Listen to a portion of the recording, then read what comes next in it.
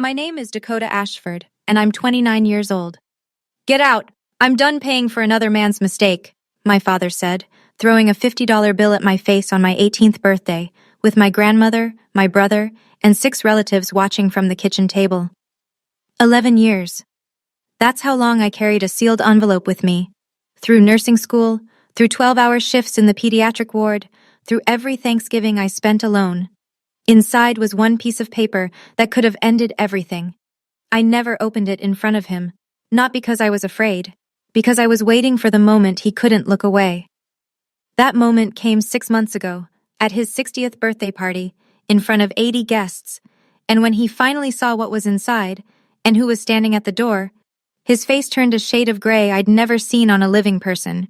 Before I go on, please take a moment to like and subscribe, but only if you genuinely connect with this story. Drop your location and your local time in the comments. I love knowing where you're all listening from. Now let me take you back to a Saturday morning in April, the day my mother's brother showed up with a duffel bag and said 2 words that changed my life. My mother, Marlene, was the only reason our house ever felt like a home. She had this way of standing between me and my father without making it look like she was standing between me and my father. A hand on my shoulder when his voice got sharp, a change of subject when his eyes went cold. She was a buffer, soft, constant, invisible, until you realized she was gone. She died of ovarian cancer when I was 10. The doctors gave her 6 months. She lasted 14, because that's the kind of woman she was. She fought for every extra Tuesday with us. Before she got sick, my father was already distant with me. He'd ruffle Tyler's hair at the dinner table, ask about his Little League games, carry him on his shoulders at the county fair. With me, it was different. Not violent, not loud, just empty. Like I was a tenant instead of a daughter. But he kept the mask on while she was alive. The week after her funeral, the mask came off. I remember the first time I heard him say it. He was on the phone with his brother, standing in the kitchen. He didn't know I was sitting on the stairs. She doesn't look like anyone in this family, Frank. Never has. I was 10. I didn't fully understand what he meant, but I understood the tone. It was the tone of someone washing their hands. After that, it was small things at first. Tyler got new school clothes in August. I wore what the church donation bin had. Tyler got the bigger bedroom. I got moved to the room above the garage, where the heating vent didn't work right. Nana, my grandmother, would visit on Sundays. She'd slip a $20 bill into my jacket pocket when no one was looking and squeeze my hand too tight, like she was trying to say something with her fingers that she couldn't say with her mouth. It took me 20 years to understand what she was trying to tell me.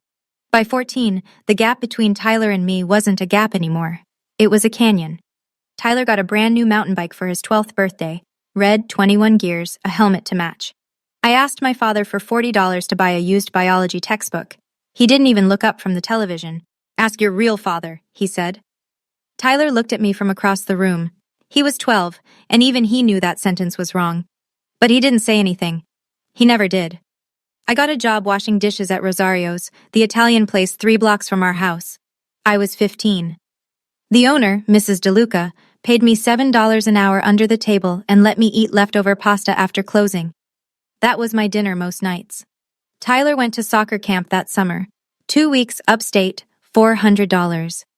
My father drove him there himself, loaded the car with new cleats and a sleeping bag from Dick's Sporting Goods. I stayed home. I worked doubles at Rosario's. I bought my own school supplies. The thing about being the invisible child is that you learn to build a life out of scraps. You learn that nobody is coming to save you. You learn that silence is not peace. It's just the sound of everyone agreeing you don't matter. Nana still came on Sundays, still slipped me money. But now when she looked at me, her eyes had something else in them, something heavier than pity.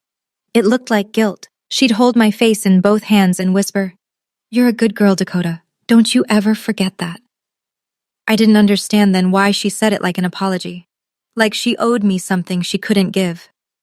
I understand now. The day I turned 18, I baked my own cake. Funfetti, from a box. I'd bought it with tip money and made it after my shift at Rosario's. I set it on the kitchen counter, stuck a single candle in the center, and lit it with a match from the junk drawer. I wasn't expecting a party. I wasn't expecting anything. I just wanted to blow out one candle in my own house before I wasn't allowed to anymore. My father walked in through the back door. Work boots, Carhartt jacket, sawdust in his hair. He saw the cake. He saw the candle. He saw me standing there, alone, in the kitchen at 6:15 p.m. on my birthday. He reached into his wallet, pulled out a $50 bill, tossed it onto the counter like he was tipping a valet. "Happy birthday. Get out. I'm done paying for another man's mistake." Nana was on the sofa in the next room. I heard the creak of the cushion as she leaned forward, and then nothing. She didn't stand up. She didn't speak. Tyler was on the stairs. I saw his hand tighten on the railing. His mouth opened, then closed. Nobody said a word. I picked up the 50, folded it twice, put it in my back pocket, blew out the candle, and called Uncle Ray from the phone in the hallway. He showed up 40 minutes later in his blue Ford pickup, engine idling in the driveway. I walked out with one garbage bag of clothes and a pair of shoes that didn't fit right. I didn't look back. But I made a promise to myself on that porch. One day, he would know exactly what he threw away, and it would be too late. Uncle Ray lived above his auto repair shop on Kellner Road, a 2-bedroom apartment with water stains on the ceiling and a kitchen so small you had to turn sideways to open the fridge. He'd cleared out his storage closet before I got there. Put in a twin mattress, a desk lamp, and a folded quilt that smelled like motor oil and laundry detergent. It wasn't much. It was everything. "You're home now," he said, standing in the doorway. "That's all that matters." Ray was my mother's younger brother. He'd served 8 years in the army, 2 tours overseas, and came back quieter than he left. He opened the shop with his separation pay, fixed cars 6 days a week, and lived alone. He never married, never talked about why. He didn't ask me what happened at the house. He didn't ask about Gary. He just pointed to the bathroom towels and told me breakfast was at 7. The first week, I barely talked. I went to school, came back, sat at the desk in my closet room and did homework until my eyes blurred. Ray left plates of food outside my door, grilled cheese, canned soup, once a whole rotisserie chicken he must have bought at the grocery store on the way home. On the 8th night, I came out and sat at the kitchen table while he ate. He looked up, nodded, went back to his sandwich. That was it. That was the whole conversation. But something in my chest unlocked. Just a little. I didn't know this then, but Ray had his own battles. I found the chip in his nightstand drawer a month later, a bronze medallion with a triangle stamped into it. 3 years sober. He'd quit drinking the year my mother died. He never told me. I never asked. He just showed up, every single day. Leaving my father's house didn't set me free. It just moved the cage. Because Gary Ashford didn't stop at the front door. He took his story on the road.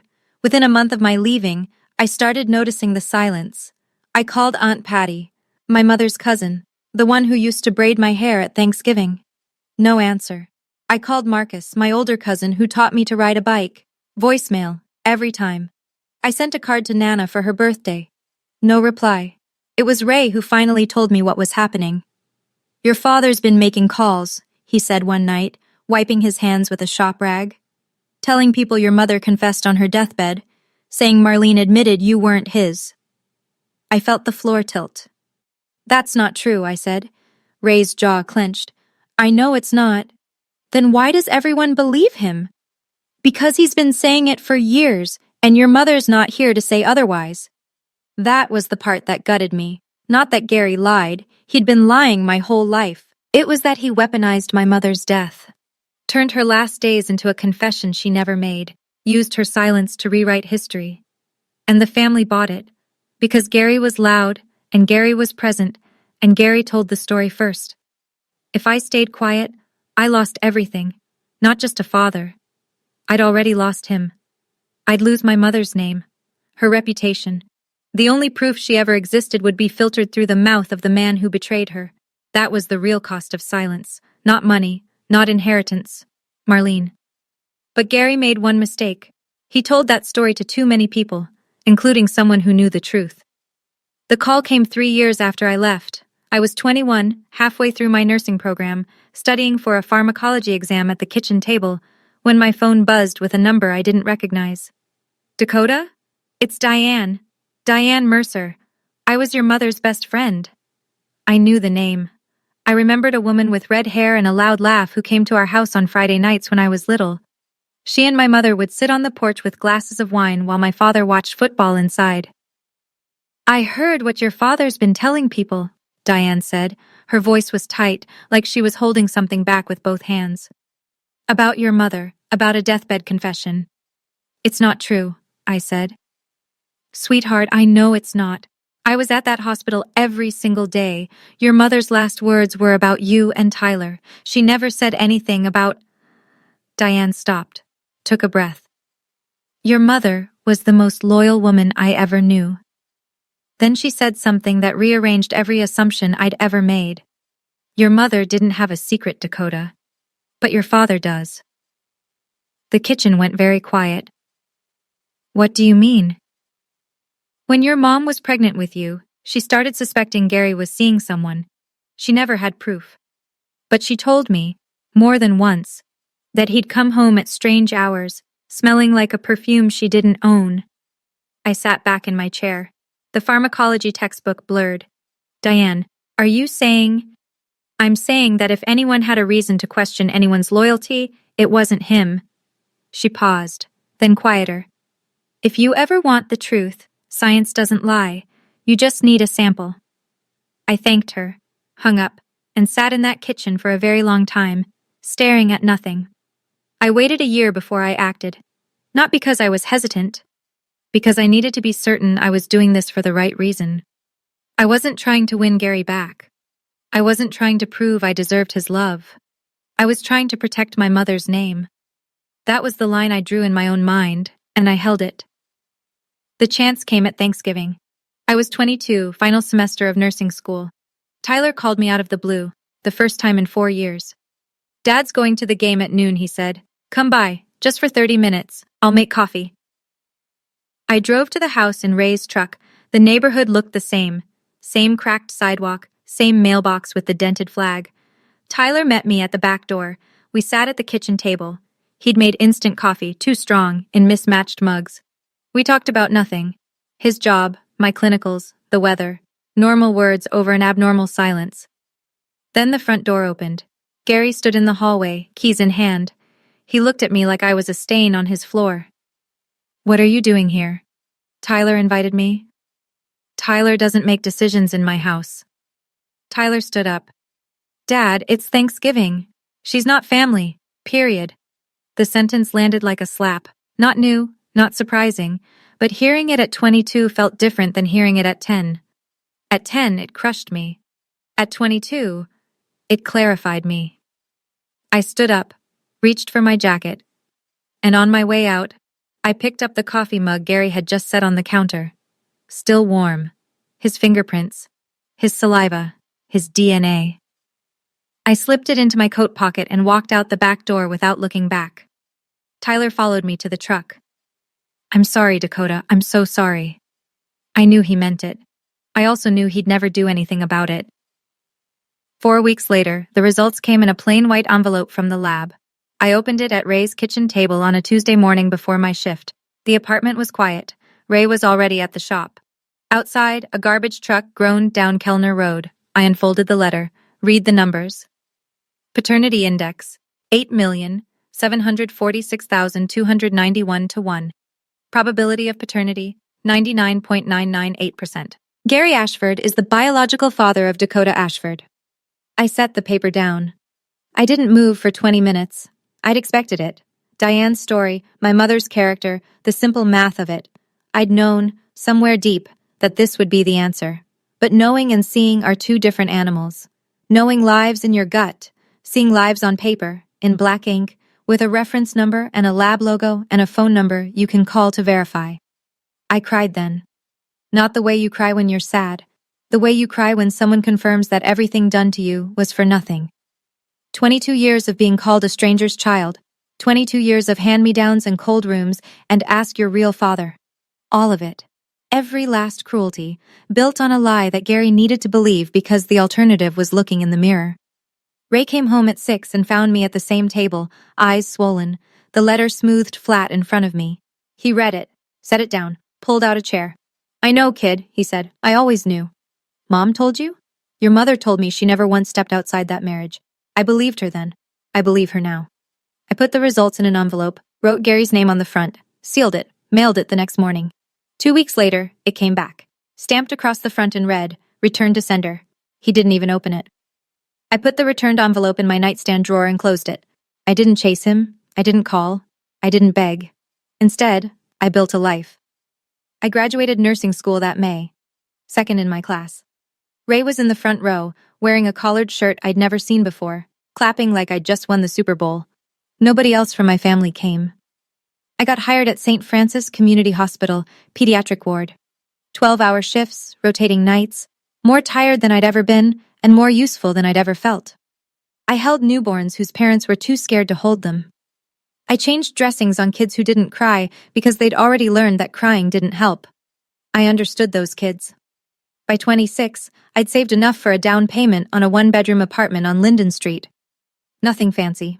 Popcorn ceilings, a radiator that clanked at midnight. But the lease had my name on it. Just mine. That was enough.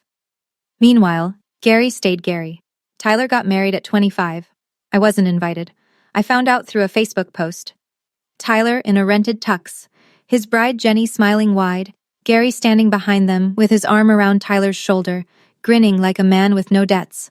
No mention of me, no empty chair, no acknowledgement that the groom had a sister.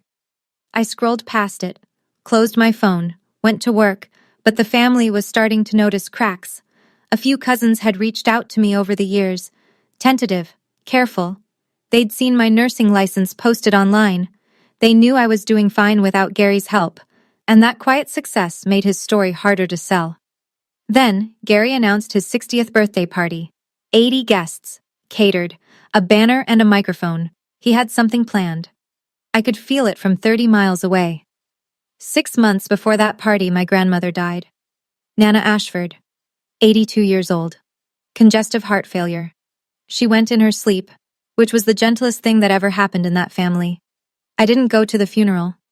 Gary made it clear through Tyler that my presence would cause a scene. I sat in my apartment that night and looked at a photo of Nana holding me as a baby, one of the only pictures I had from that house. In it, she's smiling, but her eyes look like they're carrying something heavier than an infant. 3 weeks later, I got a call from a lawyer's office downtown. Nana had left something for me. Not money, not property. An envelope, sealed, handwritten instructions on the outside, for Dakota only, to be delivered after my passing. I drove to the office on my lunch break. The lawyer, a gray-haired woman named Mrs. Pratt, handed me the envelope across a polished desk. "Your grandmother arranged this 8 months ago," she said. She was very specific about the recipient. The envelope was thick. The handwriting on the outside trembled, the pen strokes of a woman whose hands were failing but whose mind was not. I opened it in my car, in the parking garage, with the engine off. Inside was a letter. 3 pages, written in blue ink on lined paper, the kind you'd tear from a spiral notebook. Nana started with an apology. She told me she'd known the truth for almost 30 years. She'd caught Gary with a woman named Karen, in the back seat of his truck, parked behind the VFW hall 6 months before I was born. Marlene was 7 months pregnant. Gary begged his mother to stay quiet. Nana did. Because he was her son, and she was afraid of losing him. She chose her son over the truth, and she spent the rest of her life living with what that cost. I read the letter 3 times in that parking garage. The second page named dates, places, details no one could fabricate. The VFW hall on Route 9, a Tuesday night in October. Karen worked at the county clerk's office. That's how Gary met her. Nana described the perfume she smelled on Gary's jacket the night she confronted him. Vanilla and something floral, cheap, not Marlene's. The third page was the part that broke me open. "Dakota, you were always my granddaughter. You were always Gary's child. Your mother never betrayed anyone. Your father did. And I helped him hide it by staying silent. I am sorry. I don't deserve your forgiveness. But you deserve the truth." Nana had signed it, dated it, and at the bottom, a notary stamp. Mrs. Pratt had witnessed the signature in her office. I called Diane that evening. "Nana wrote me a letter," I said. "She knew about Karen." Silence. Then, "She told you. You knew Nana knew?" Marlene suspected. She told me once. She thought Nana had seen something but was too scared of Gary to say it. Diane's voice cracked. Your mother carried that alone, Dakota. She never had proof, just instinct. I sat on my couch with the letter in my lap, the DNA results from my nightstand beside it, and for the first time, I saw the full picture. Gary didn't hate me because I wasn't his. He hated me because I was. And every time he looked at me, he saw Marlene. And every time he saw Marlene, he remembered what he'd done. I wasn't the evidence of her sin. I was the evidence of his. I put both documents into a new envelope, sealed it, set it in my drawer. I wasn't going to find Gary, but if he ever came for me again, I'd be ready. I didn't have to wait long. 3 weeks later, Tyler called. It was a Wednesday night. I was folding scrubs on my bed when my phone lit up with his name, a name I hadn't seen on that screen in over a year. Hey, he said. His voice was low, the way people talk when they're standing in a room with someone who might hear. Hey, Dad's turning 60. There's a party, Saturday the 14th, 80 people. He doesn't want me there, Tyler. I want you there. A pause. You're my sister. Something in my chest seized. In 27 years, Tyler had never said those words out loud, not once. Not in the kitchen when Gary made his remarks, not at the birthday with the $50 bill, not in any of the silence that followed. Why now? I asked. Because Jenny's pregnant. His voice shook slightly.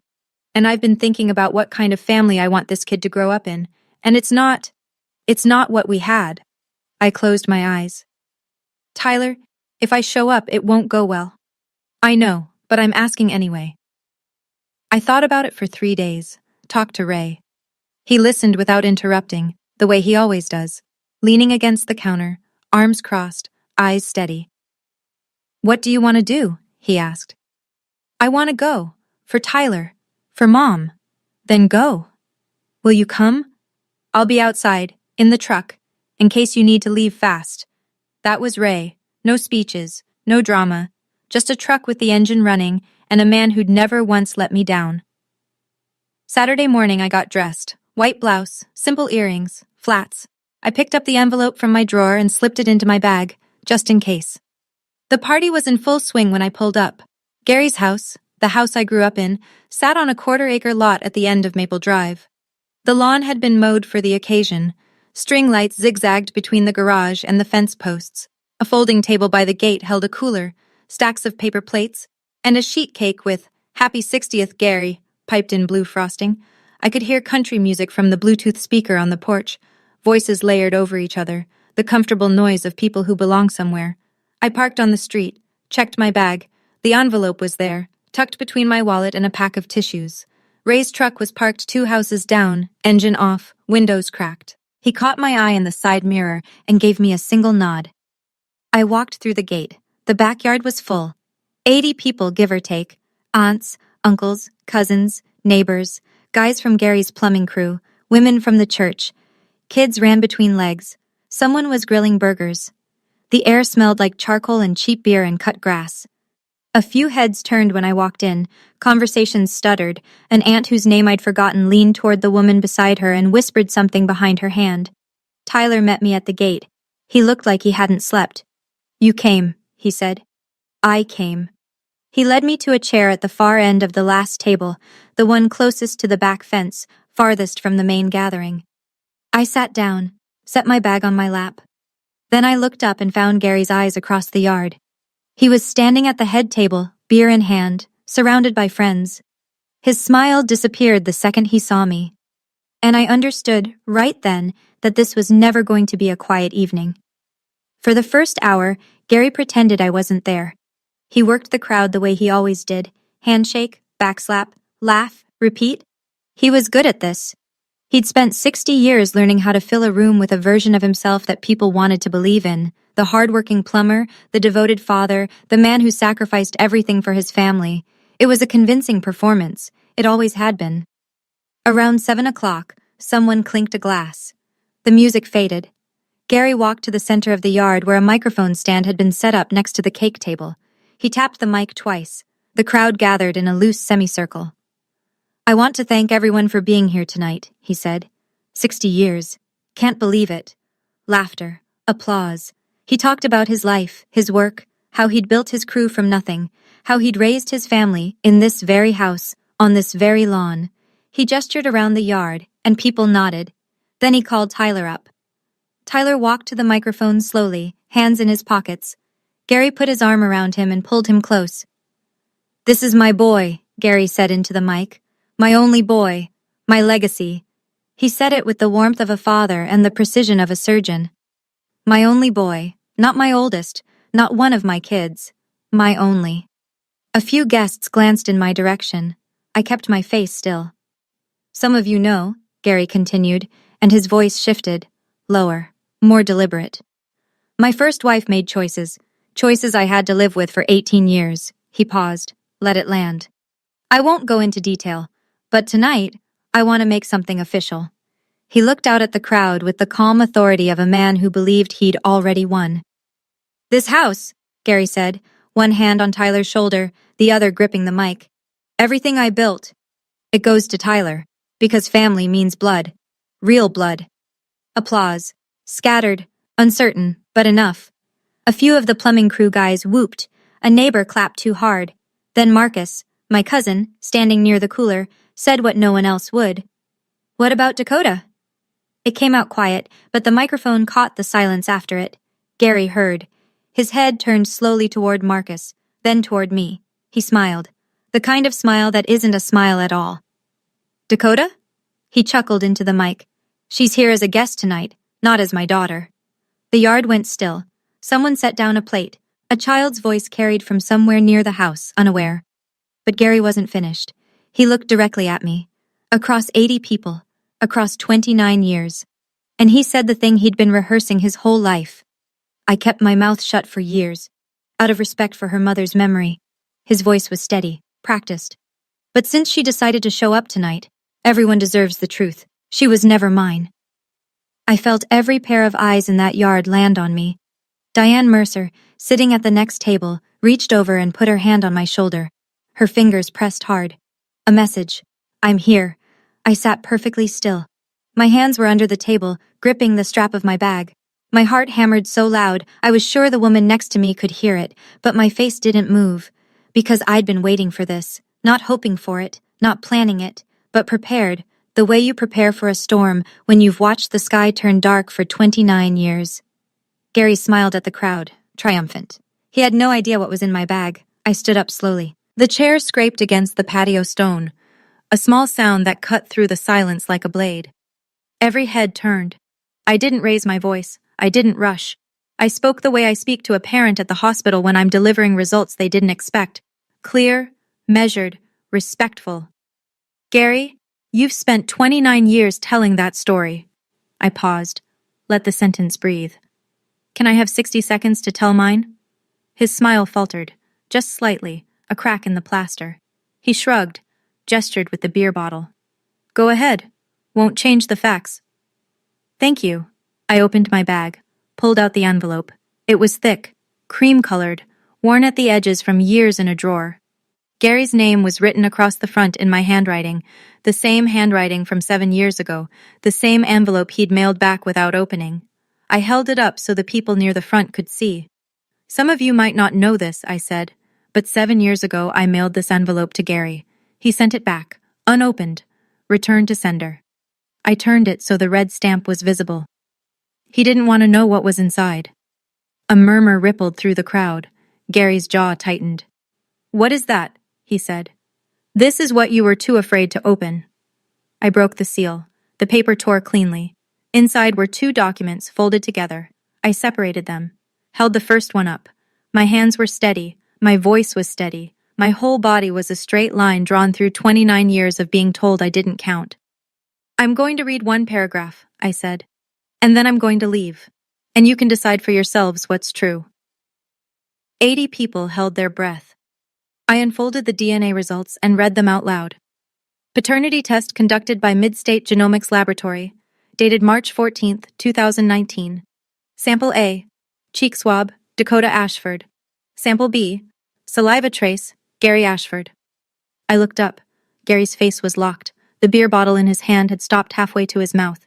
Paternity index 8,746,291 to 1. Combined probability of paternity 99.998%.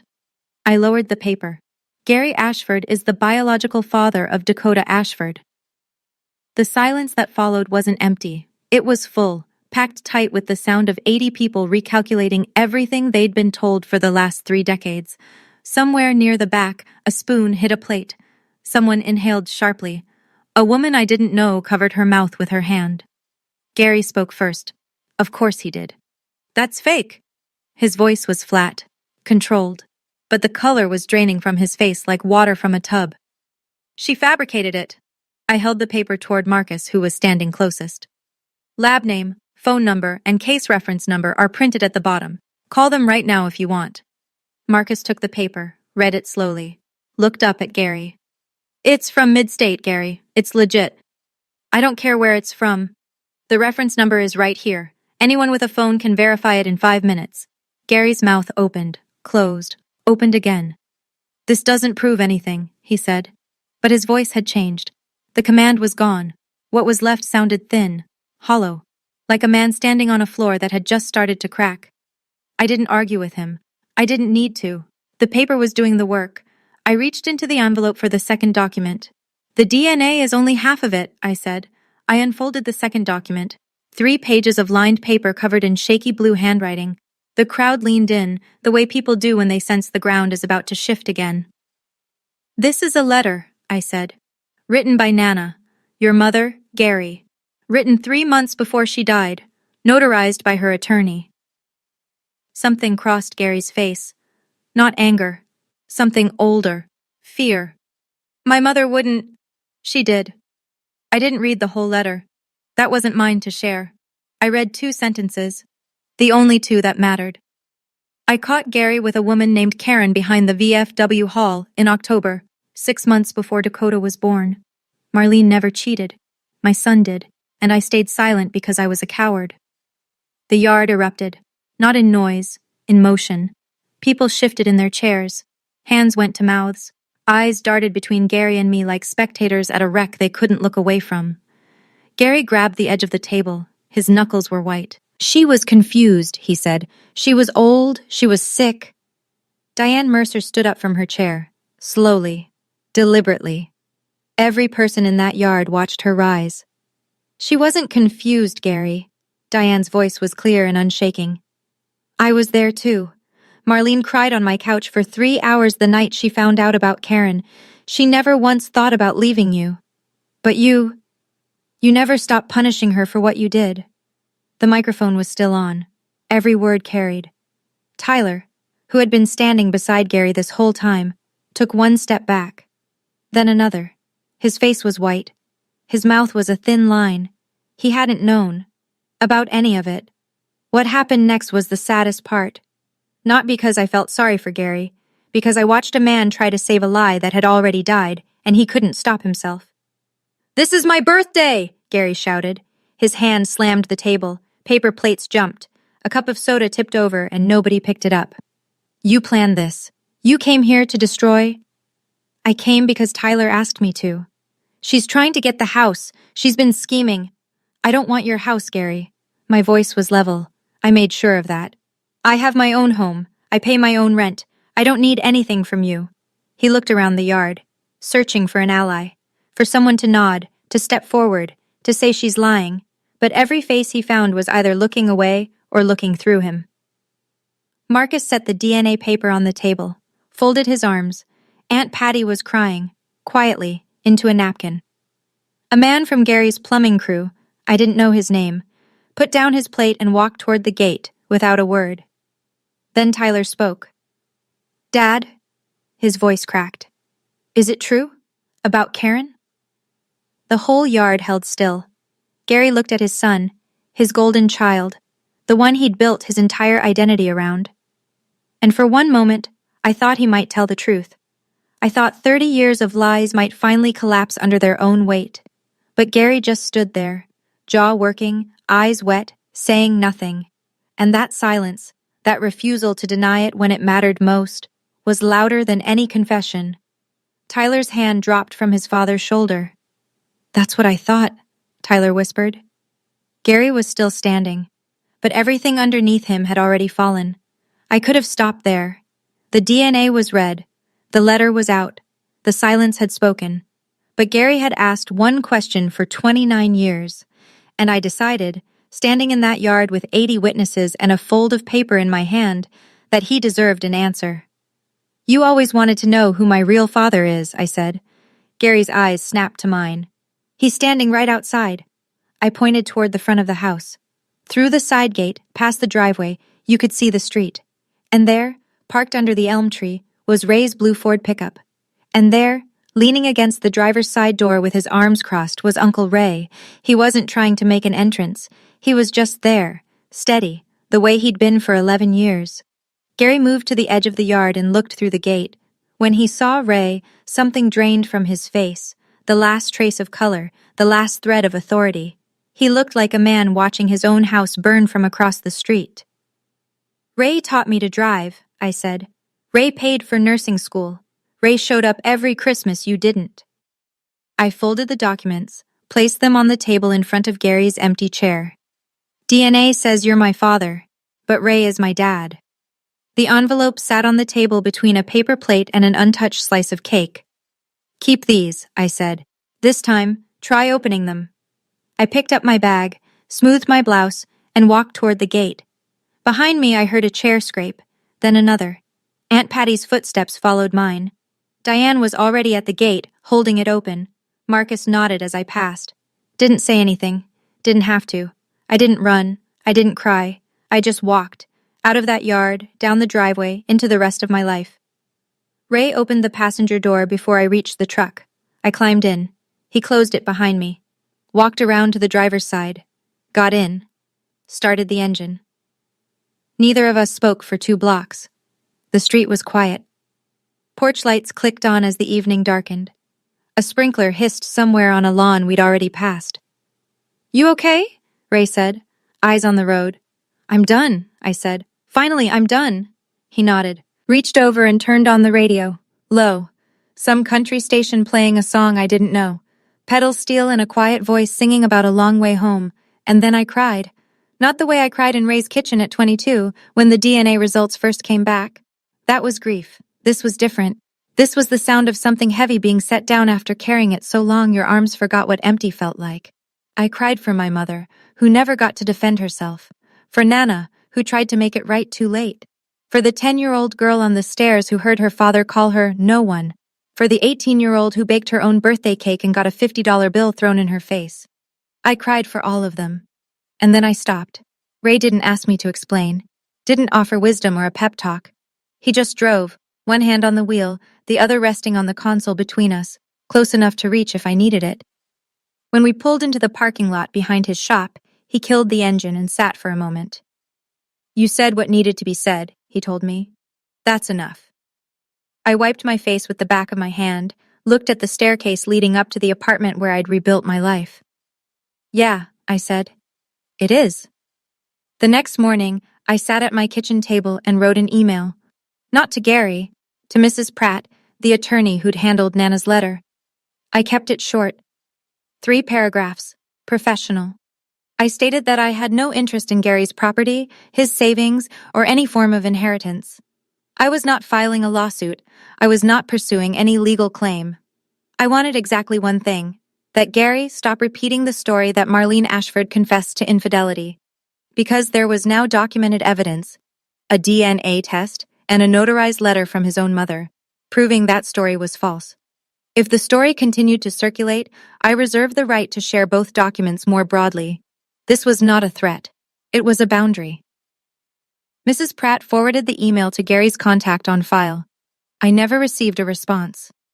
That same week, I mailed photocopies of the DNA results to every family member whose address I had. 12 envelopes total. Each one included a brief note on a single index card. I am not asking anyone to choose a side. I am only asking that you know the truth. My mother, Marlene Ashford, was faithful. The enclosed documents confirm this. If you have questions, the lab's number is on the letterhead. I signed each card with my name. No anger, no pleading, just fact. Then I blocked Gary's phone number.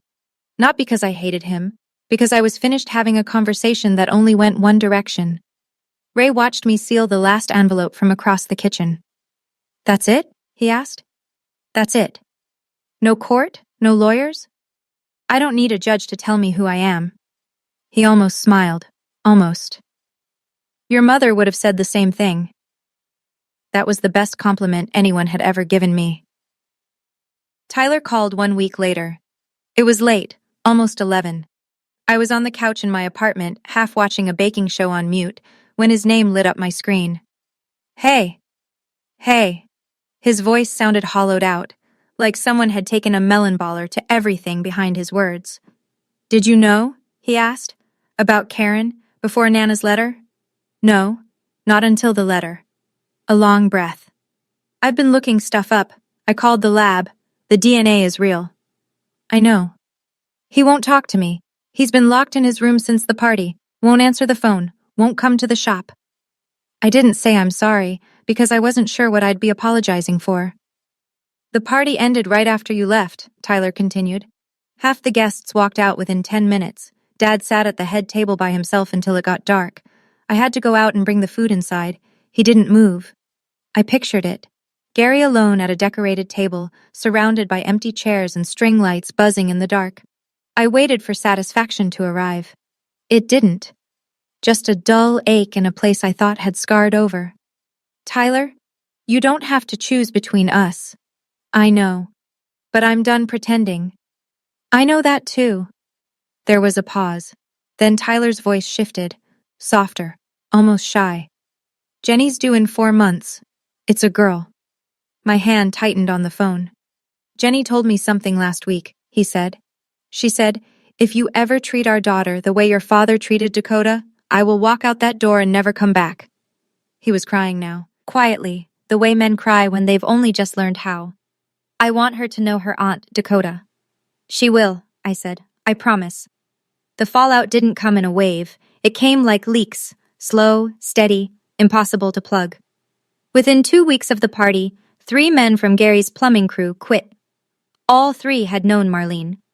One of them, a guy named Dennis who'd been with Gary for 11 years, told Tyler on his way out, "I can't work for a man who'd do that to his own kid." Gary's crew went from 6 to 3 overnight. He lost a commercial contract with a property management company because he couldn't staff the job. Money didn't dry up, but it shrank. And in a small town, when your crew walks out, people notice. The church noticed too. Gary had been a deacon at Grace Hill Community for 15 years. Not a role that pays, a role that matters. It meant he read scripture on Sundays, organized the food drive in November, shook hands in the lobby. Pastor Collins called Gary in for a private meeting. I don't know what was said. But the following Sunday, Gary's name was missing from the bulletin. A woman named Linda read the scripture instead.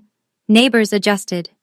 The Hendersons, Barb and Tom, both in their 70s, who'd lived next door since before I was born, brought a tin of cookies to Ray's shop one afternoon. "For Dakota," Barb said, pressing the tin into Ray's hands. "Marlene was the kindest woman on this street. We should have said something sooner." Ray put the cookies on the kitchen table that night. I ate 3 and cried a little, because sometimes kindness hits harder than cruelty. Marcus posted something short on Facebook. Truth has a way of finding daylight. He didn't tag anyone. He didn't have to. The comment section filled up within an hour. Gary didn't leave his house for 2 weeks. A month after the party, a letter arrived at Ray's shop. Hand-delivered by Tyler, not mailed. My name was on the front in Gary's handwriting. Blocky, all caps, the penmanship of a man who writes work orders, not apologies. I opened it at the counter while Ray rebuilt a carburetor 3 feet away, pretending not to watch. The letter was short, 6 sentences. "Dakota, I know things got out of hand. I made mistakes. The house is still your home if you want it. Come back so we can talk. Dad." I read it twice, looking for the word, the only word that would have mattered. It wasn't there. No sorry, no I was wrong, no acknowledgement of what he'd done, not the lie, not Karen, not the 18 years of erasure, not the $50 bill, not the speech in front of 80 people, just mistakes, passive, unnamed.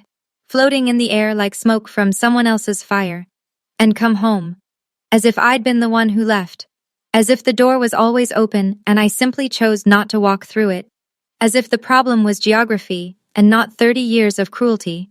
I folded the letter, put it in the drawer next to the returned envelope, closed the drawer. Ray looked up from the carburetor. You okay with that? I will be.